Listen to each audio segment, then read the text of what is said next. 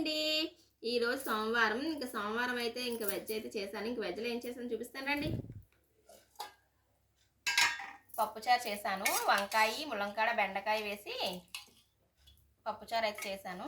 ఇంకా అలాగే కొబ్బరి, దొండకాయ ఫ్రై, ఇంక ఉదయాన్నే ఇడ్లీతో కొబ్బరి పచ్చడి చేశాను. ఇంకా సాంబార్తో బాగుంటుంది కదా నేను కొద్దిగా వేసుకున్నాను అనమాట. సాంబార్ కొబ్బరి పచ్చడి చాలా బాగుంటుంది. మీకు కూడా ఇష్టమేనా? నాకైతే చాలా ఇష్టం.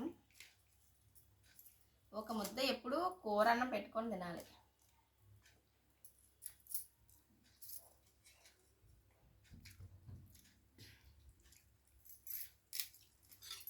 ఈరోజు అయితే పప్పుచారు చేశాను. అంటే సాంబారు పొడి ఏమి వేయలేదు, అందుకే పప్పుచారు అనమాట. సాంబార్ పొడి వేస్తే సాంబార్ పొడి అయిపోతే పప్పుచారు. ఇదేనమాట. వంటల పేర్లు కూడా మనమే పెట్టుకోవాలి. ఇంక ఇలా సాంబార్ వేసుకొని, ఇంక ఇలా కూర వేసుకొని, ఇంక ఇలా తిన్నమే. నాన్ వెజ్ కన్నా వెజ్ తింటేనే మంచిది. వెజ్జే బాగుంటుంది.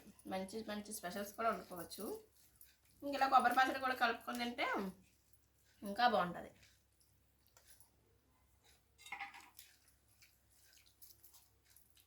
మీరేం తిన్నారు? మీరేం స్పెషల్ చేసుకున్నారు? కామెంట్ చేయండి. అలాగే ఒక లైక్ కొట్టండి.